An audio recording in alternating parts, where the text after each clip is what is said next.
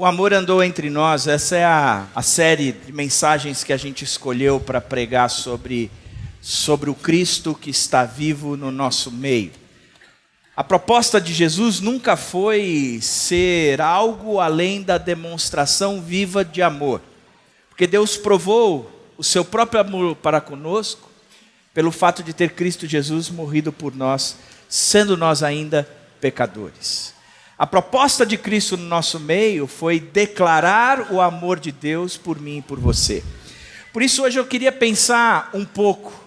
O amor atravessa a morte para dar a vida. O amor atravessa a morte para dar a vida.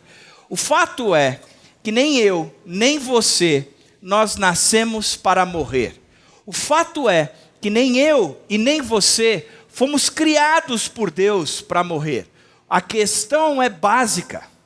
A morte nunca foi ou fez parte do conceito de Deus na criação. Mas a morte fez parte do conceito de Deus na salvação. Na busca de Deus por mim e por você. Ele atravessa a morte para que eu e você possamos ter vida.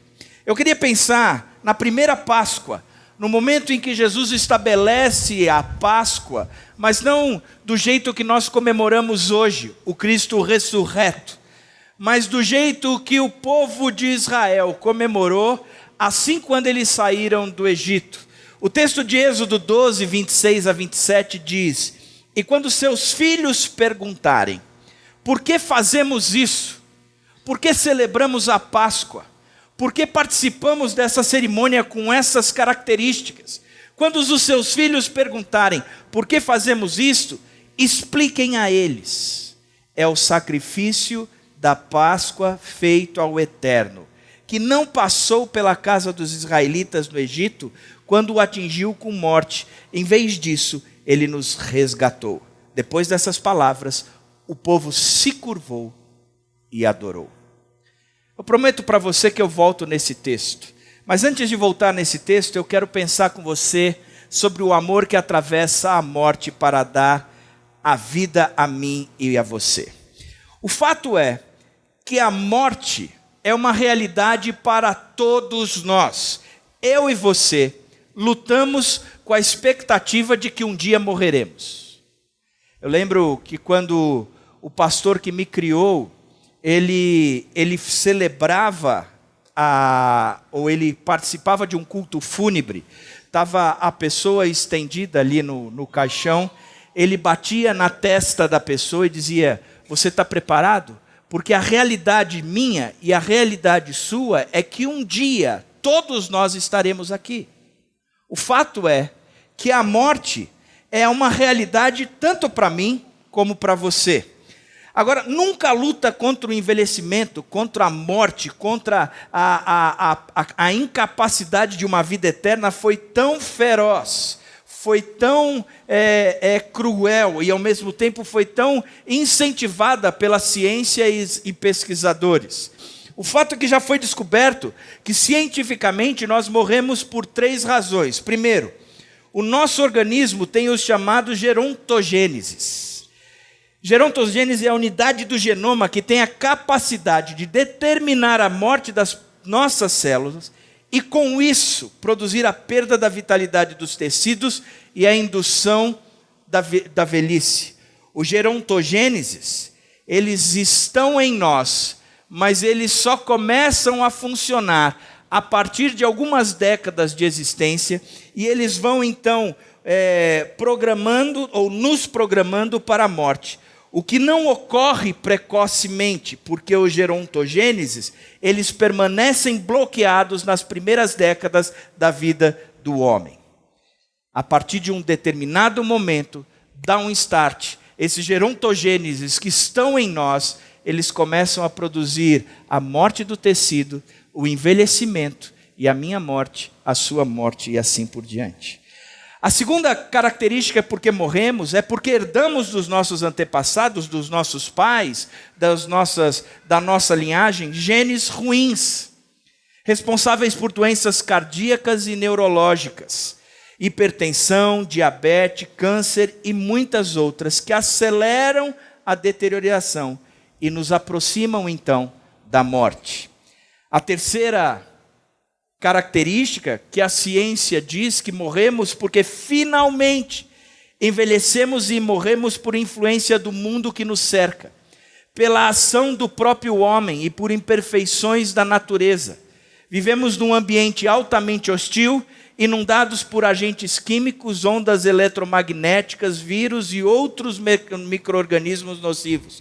Como consequência, nossas células sofrem processos de mutação e são injuriadas por radicais oxidantes produzidos por esses agentes, num concerto perverso que culmina com danos irreversíveis ao organismo.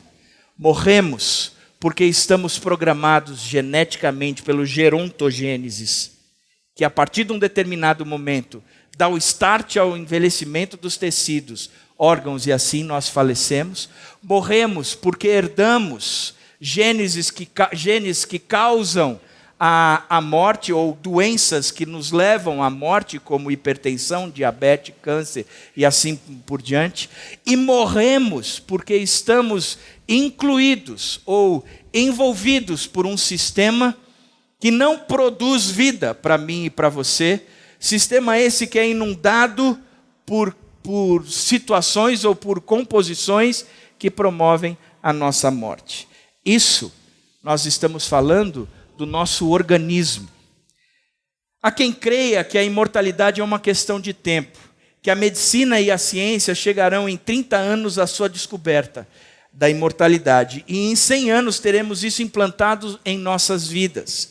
O maior defensor dessa tese é um controvertido bioquímico chamado Dr. Aubrey de Grey, da Universidade de Cambridge, na Inglaterra. Ele defende que a expectativa de vida poderá ser estendida até 1000 anos. Você já pensou a sua sogra vivendo 1000 anos? Tomara que isso não chegue lá, né? Isso significa que nas próximas décadas é que a imortalidade em breve será mais uma escolha ética do que uma capacidade, uma viabilidade técnica.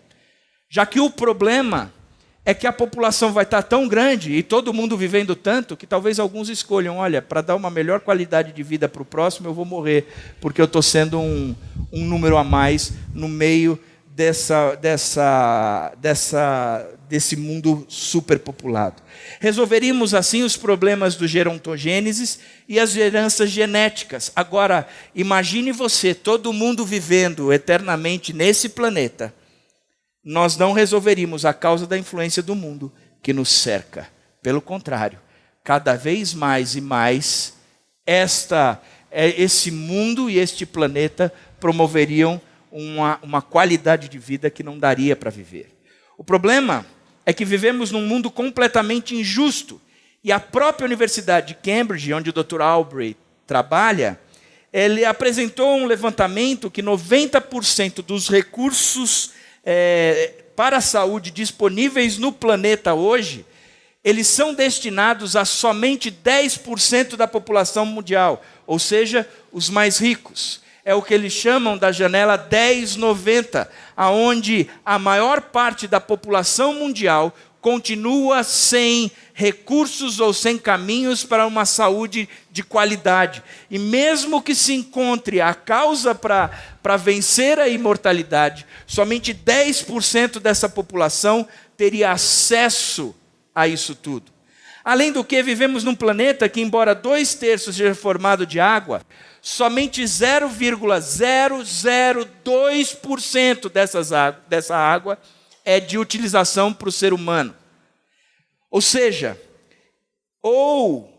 se não forem encontradas novas fontes, em 2025, 2 de cada 5 pessoas não viverão ou viverão sob privação de água. 2025, daqui a 10 anos.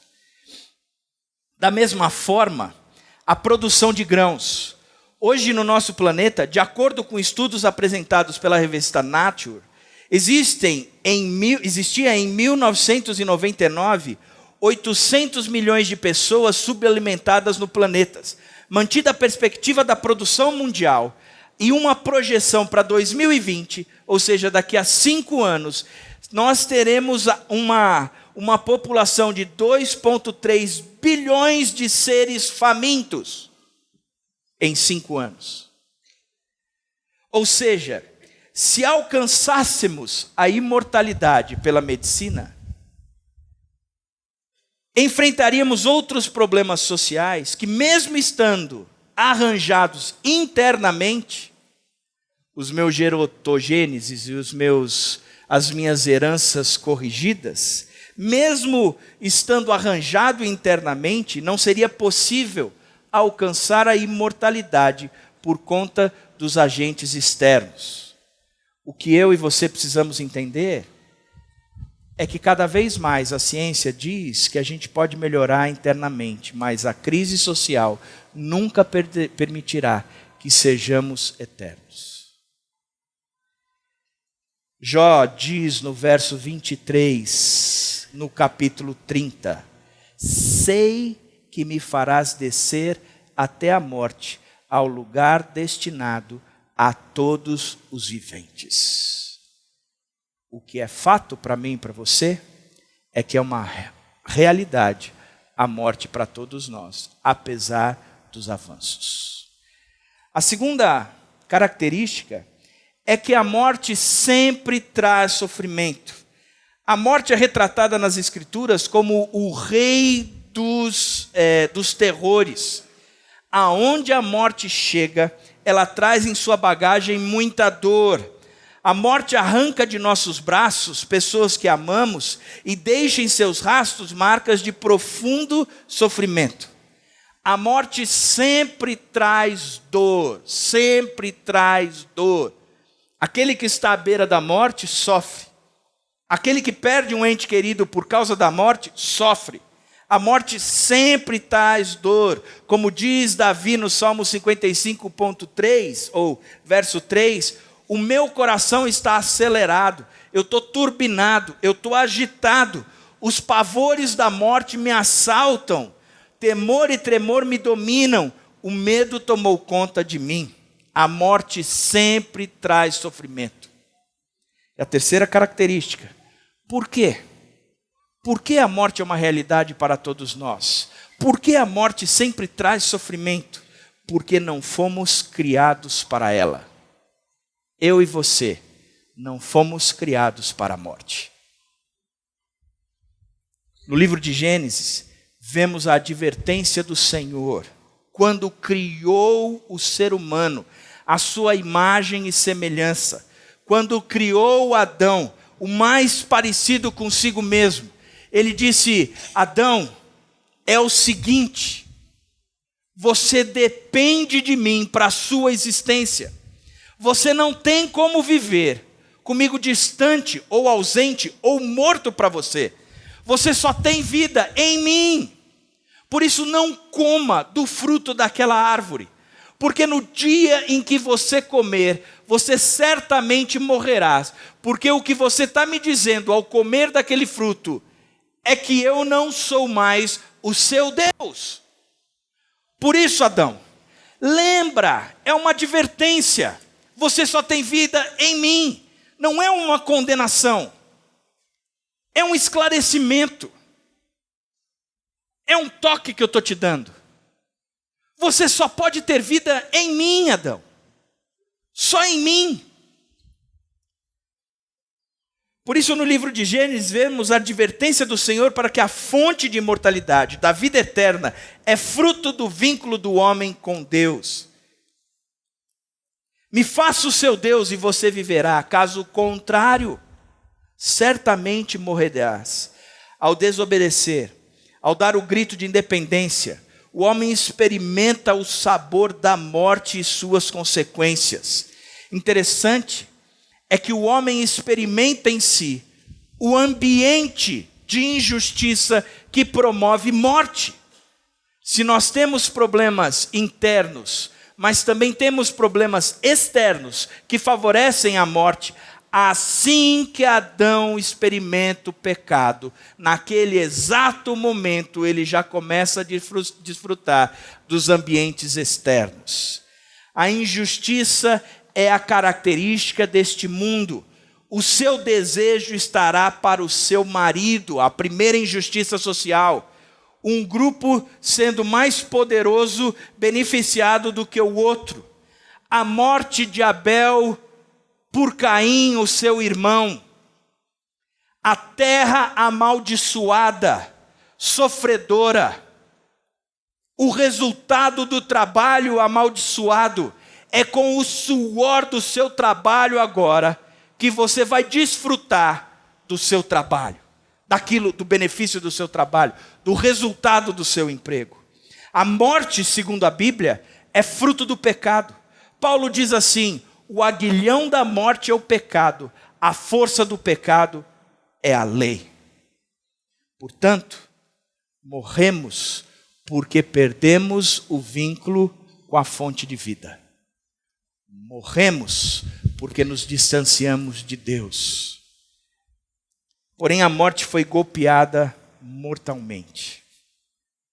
A morte morreu na morte de Cristo, pois ele venceu a morte, ressuscitando dentre os mortos para nunca mais morrer. Agora eu volto para o texto de Êxodo 12. O texto diz: e quando seus filhos perguntarem, por que fazemos isso? Expliquem a eles. É o sacrifício da Páscoa, feito ao Eterno, que não passou pela casa dos israelitas no Egito, quando o atingiu com morte. Em vez disso, ele nos resgatou. Depois dessas palavras, o povo curvou e adorou. Esse texto foi escrito depois que o povo de Israel se acomoda no Egito. Porque Deus havia dito para eles o seguinte: escuta, eu vou dar a vocês, eu vou dar a cada um de vocês a terra prometida. Vocês participarão da bênção que eu dou para vocês, que é uma terra que mana leite e mel. Prestem atenção, esta terra é a que eu dou a cada um de vocês. E eles saíram e montaram a nação naquela terra.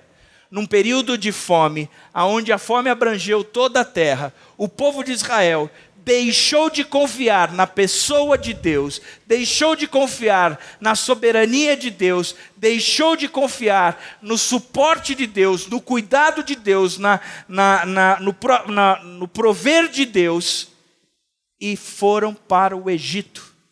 E lá se estabeleceram, se distanciaram de forma sobrenatural ou não, através de José ou não, eles foram para onde não eram para ir. E ficaram por lá 360 anos. O faraó começou a olhar aquilo e disse: não dá. Esse povo daqui a pouco está maior do que a gente. E eles vão se rebelar. Se um exército inimigo vier contra nós, eles se levantam do nosso meio e nos dão uma surra. Vamos subjugá-los.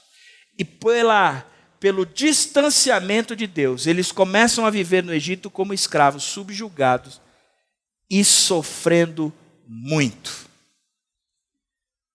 Sofrendo muito.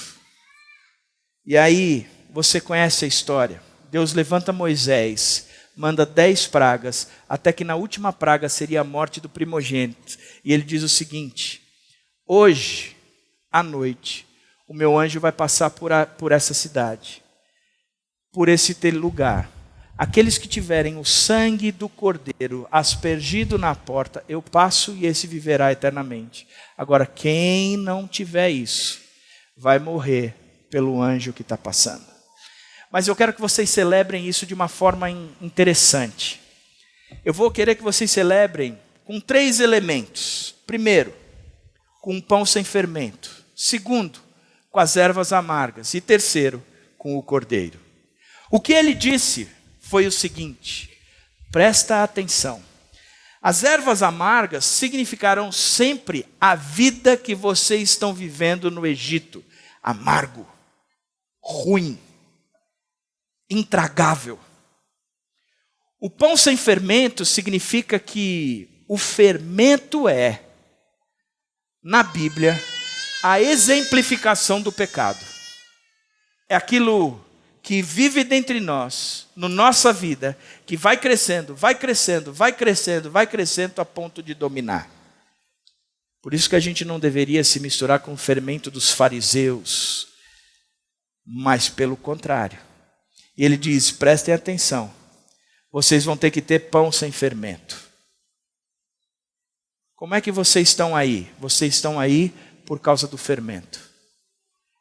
Então comam da erva amarga, para vocês lembrarem onde vocês estão. Para sair daí, só se vocês não tiverem fermento.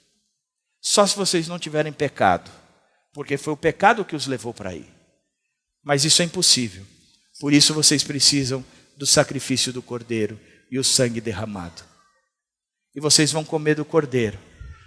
Unjam a porta de vocês com o sangue dele, para que vocês não morram. E vocês não morrerão por causa do sacrifício do cordeiro. 3 coisas nós podemos aprender do que a Páscoa significou para essas pessoas.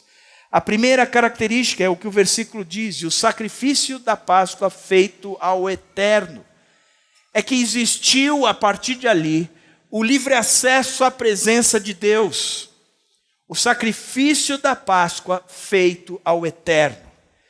O que eu e você precisamos entender é que existe um livramento feito pelo Senhor. Em Êxodo 3:7, disse o Senhor, de fato tenho visto a opressão sobre o meu povo no Egito, e eu tenho escutado o seu clamor por causa dos seus feitores, e eu sei quanto eles estão sofrendo. Por isso desci para livrá-los das mãos dos egípcios, e tirá-los daqui para uma terra boa e vasta, onde mana leite e mel. Deus chega para Moisés do meio de uma sarça ardente e diz essa afirmação toda. Eu tenho visto a opressão do meu povo, a opressão que eles estão sofrendo por causa dos líderes do Egito. Mas eu também ouvi o clamor do meu povo. Eu sei o quanto eles estão sofrendo. Eu sei. E por causa da opressão e por causa do clamor, eu desci agora para livrá-los das mãos dos egípcios. E ele disse para Moisés, quando você for comunicar a Páscoa para o meu povo, o que você dirá é o seguinte, este é o primeiro mês do primeiro ano do calendário de vocês. Daqui para frente é uma vida nova. Que Deus! Que Deus! O que ele está dizendo é, por causa do pecado de vocês, vocês foram para o Egito, ficaram escravos dali, e eu fiquei aqui porque vocês foram por o que quiseram. Foram por livre, espontânea vontade. Vocês não confiaram em mim, vocês não precisaram de mim. E o resultado de tudo isso é que vocês escolheram essa vida de escravidão, de opressão, de amargura, representada aqui pelas ervas amargas. Eu não tinha mais vínculo com vocês. Entretanto, eu vi o sofrimento de vocês, eu ouvi o clamor de vocês, e eu desci para livrá-los dessa vida. Agora, existe vínculo entre nós. Tem acesso, porque eu já não estou mais longe, mas eu estou super perto, estou aqui para livrá-los. Segunda característica do texto, é que o texto diz que existiu uma vitória sobre a morte. O livramento da morte depende da morte do cordeiro. Ele dizia o seguinte, o anjo da morte vai passar, mas se você tiver aspergido, besuntado, banhado, pintado, os batentes e o umbral da sua porta com o sangue daquele cordeiro, o anjo da morte vai passar e vocês vão continuar vivos. Porque a morte do cordeiro trouxe vida para vocês. O livramento da morte depende da morte do cordeiro. Quando a Páscoa foi instituída por Deus, Deus ordenou a Moisés que cada família se reunisse para matar o cordeiro e aspergir as ombreiras da porta com o seu sangue. O anjo do Senhor passaria naquela noite e vendo o sangue passaria por alto e não feriria de morte o primogênito. Todos os primogênitos do Egito morreram naquela noite, exceto aqueles que estavam debaixo do abrigo do sangue do cordeiro. Não foi a vida do cordeiro, mas sua morte que trouxe livramento para os israelitas. Assim também somos libertos da morte pela morte de Cristo. Ele ordenou a nossa morte. Ele é o nosso cordeiro pascual. O livramento da morte também depende de estar debaixo do abrigo do sangue. A libertação da morte dependeu não apenas da morte do cordeiro, mas também do seu sangue aspergido nas ombreiras das portas. Precisamos estar debaixo do sangue de Cristo para sermos salvos, porque não há remissão de pecados sem derramamento de sangue. Não é de sangue de um cordeiro que pode nos purificar do pecado, mas apenas o sangue do cordeiro sem defeito, o sangue de Cristo. Por ele somos remidos, comprados, purificados e justificados. A vitória sobre a morte se deu na morte de Cristo. Terceiro, resgate da vida de escravidão. O fermento simbolizava o pecado.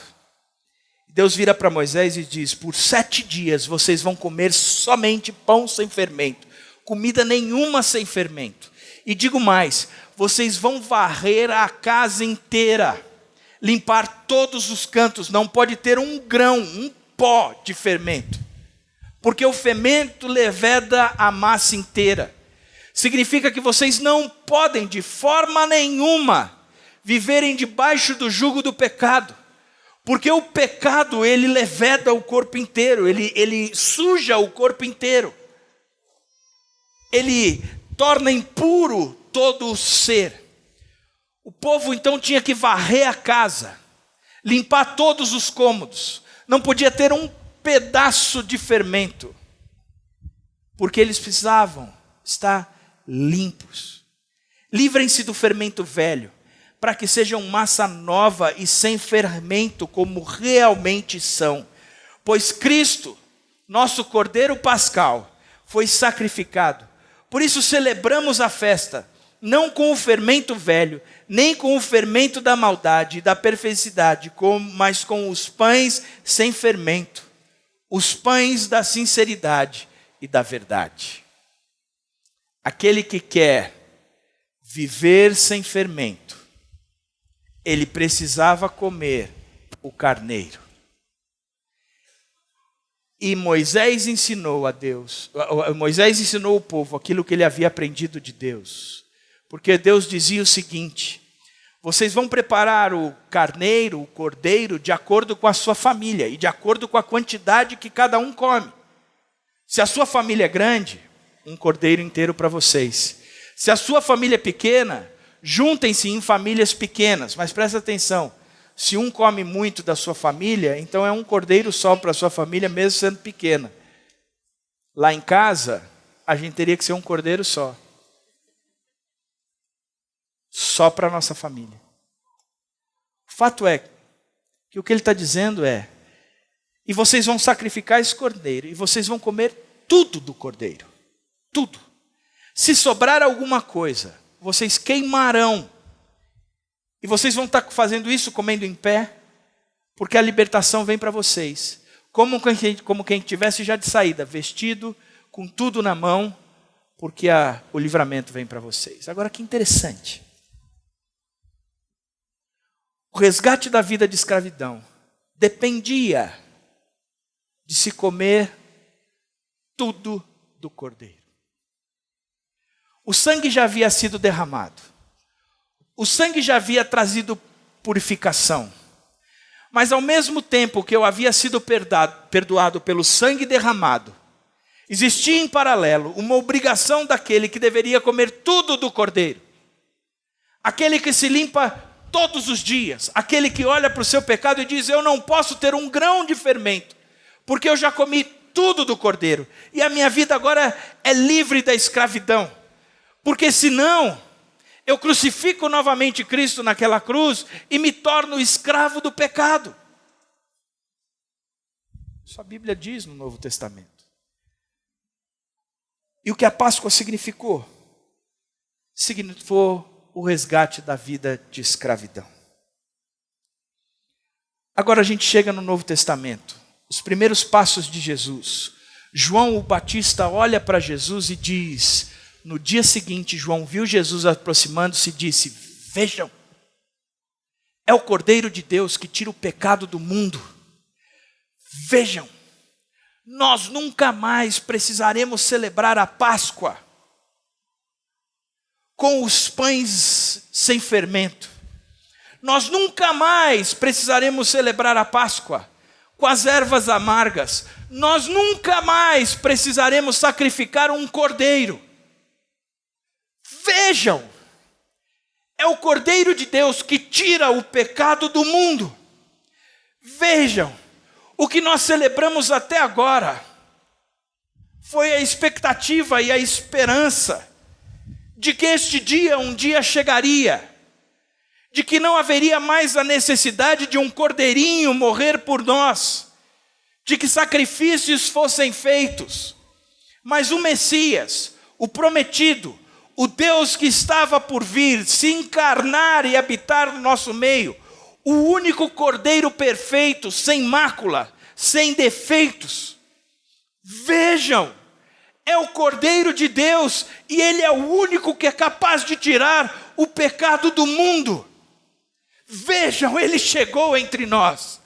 Vejam, o amor se encarnou. Vejam, o amor anda no nosso meio. O amor invadiu a nossa praia. Vejam, o Cordeiro de Deus que tira o pecado do mundo chegou aqui e está entre nós. Nós somos agora verdadeiramente livres. E João continua dizendo, eu havia dito para vocês, eu já tinha ensinado para vocês que chegaria alguém que eu não sou digno de atar as sandálias. Mas vejam, esse está entre nós agora. Por isso, o que eu e você temos que entender é que o que Cristo fez estava totalmente embasado no que Deus pediu para aquele povo fazer no Egito e comemorar até este dia. Ele diz, nós temos acesso à presença do Pai. Nós temos livre acesso. Quando Cristo dá aquele brado, o brado de vitória, está consumado. A terra tremeu e o véu do Santo dos Santos se rasga de cima a baixo. Antes, aquele lugar que só era permitido entrar pelo sumo sacerdote, agora nos dá livre acesso. Todos nós podemos entrar e ainda somos convidados a entrar com toda ousadia e intrepidez. Nós temos livre acesso à presença do Pai por causa de Jesus Cristo. Como Juan disse, Ele é a verdade, Ele é o caminho, Ele é a vida. E a verdade, o caminho e a vida é uma pessoa. E essa pessoa tem um nome, chama-se Jesus Cristo. Ele nos dá a vitória sobre a morte. Ele, quando estava naquela cruz e deu aquele brado de vitória, tetelestai, está consumado.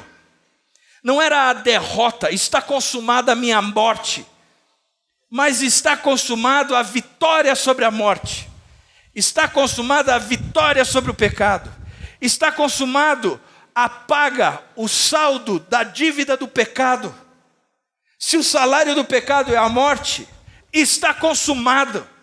A morte teve o seu salário pago. Vejam, este é o Cordeiro de Deus que tira o pecado do mundo. E por fim, o próprio Jesus Cristo, Ele nos resgata da vida de escravidão.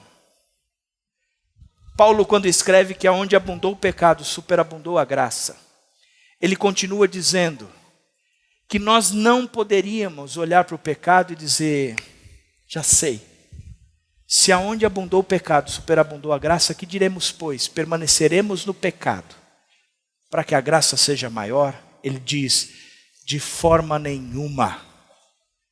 Vocês já foram resgatados por uma vida nova, livre do pecado. O pecado já não domina mais no seu corpo mortal. você já não tem mais a escravidão do pecado. Agora vocês conhecem a verdade, e a verdade vos libertará, e vocês serão verdadeiramente livres. Sabe por quê? Porque o Cordeiro de Deus, que tira o pecado do mundo, habitou e andou entre nós. Veio com um propósito. O propósito de nos dar vida, de nos dar acesso ao Pai, da vitória sobre o pecado e de uma vida livre da escravidão do próprio pecado. Ele morreu ao terceiro dia. E quando ele saiu daquela sepultura, no terceiro dia, ele trouxe para mim e para você a vitória sobre o último inimigo, que era a morte. Ele mesmo pregou, quando ele trouxe um amigo da sepultura, dizendo: eu sou a verdade e a vida. Aquele que crê em mim, ainda que morra, viverá. Ele, quando sai daquela sepultura, ele nos dá a garantia de uma vida eterna, de que ainda que a gente morra, a gente viverá eternamente ao lado dele. Que Deus! Essa é a Páscoa. Essa é a Páscoa. Vejam, é o Cordeiro de Deus que tira o pecado do mundo. Vejam. E a minha pergunta para você essa noite é a seguinte: o que você tem procurado? O que você tem buscado? Qual é o centro de toda a sua angústia? Aquela ansiedade que te dá por querer resultados ou saber o significado da vida. O que você tem procurado? Aonde você tem colocado os seus olhos? O que você tem fitado? Talvez você esteja aí na garantia de uma boa profissão, com medo, no meio da crise, de ser demitido. Se a tua alegria, a tua esperança, o teu conforto está num emprego, o que você precisa fazer é ver o Cordeiro de Deus que tira o pecado do mundo, porque ele é maior do que qualquer crise. Se você recebeu uma notícia de um diagnóstico ruim, e de repente você está todo abatido com esse diagnóstico, perdeu a esperança, a vida parece que não tem mais o chão, o que você precisa entender é que mesmo no meio dessa vida cheia de sofrimentos passageiros, você precisa colocar os seus olhos em outro lugar, no autor e consumador da nossa fé, Jesus Cristo, e falar como João Batista falou: vejam, é o Cordeiro de Deus que tira o pecado do mundo. Se você recebeu, ou se você tem vivido períodos duros de relacionamento, e isso tem lhe roubado a alegria, a esperança, o prazer da vida, no qual você diz: caramba, a vida é isso, é só problemas, eu não consigo ser feliz. O seu problema é que você tem olhado para o lado errado. Você precisa fazer como João Batista: vejam o Cordeiro de Deus que tira o pecado do mundo. Vejam o Cordeiro de Deus, ele é que dá significado e sentido para as nossas vidas. Ele é que me faz viver mesmo morrendo. Ele é que me faz viver mesmo no meio da crise. Ele é que me faz viver mesmo no meio de todas as lutas. Porque a gente tem que transformar a nossa mente por aquilo que nós enxergamos. Quando nós começamos a olhar o autor e consumador da nossa fé, a nossa vida vai se enchendo de esperança a tal ponto que eu posso dizer como Paulo: o viver é Cristo, mas se eu morrer é lucro, porque eu sei em quem tenho crido, e eu sei que Ele é poderoso para guardar o meu tesouro até o dia final. Por isso a minha pergunta para você é: o que você tem olhado? Qual é a fonte da sua alegria? Qual é a razão da sua existência? João, o Batista, estava na prisão perto a ser degolado e a fé dele vacilou. E ele disse: meus discípulos, venham aqui. Eu quero que vocês vão até Jesus e perguntem para ele se ele é mesmo o Cordeiro de Deus que tira o pecado do mundo, ou eu ainda tenho que esperar esse Cordeiro vir. E os discípulos foram até Jesus e fizeram a pergunta para Jesus: ei Jesus, João está preso, não pôde vir. Ele vai ser morto já já. Mas ele está numa angústia e ele precisa saber do Senhor se o Senhor é o Deus prometido, o Cordeiro de Deus, ou ele ainda tem que esperar mais alguém. Jesus, olhando para aqueles discípulos, disse o seguinte: vá até João e diga a ele que os cegos estão vendo, que os coxos estão andando, que os impuros pela lepra estão se tornando purificados, que eu estou aqui e que ele não precisa temer a morte, porque mesmo que ele morra, ele vai viver eternamente. Os cegos veem, os coxos andam, os impuros estão sendo purificados, os cativos estão sendo libertos, porque Jesus é o Cordeiro de Deus que tira o pecado do mundo. O que é que você tem olhado? Para que você tem, ou aonde você tem colocado os seus olhos? Lembre-se que a Páscoa é celebração da vida. Nós temos vida porque Cristo nos deu. Que Deus abençoe a sua vida agora, na certeza de que o Cordeiro de Deus, que tira o pecado do mundo, está vivo.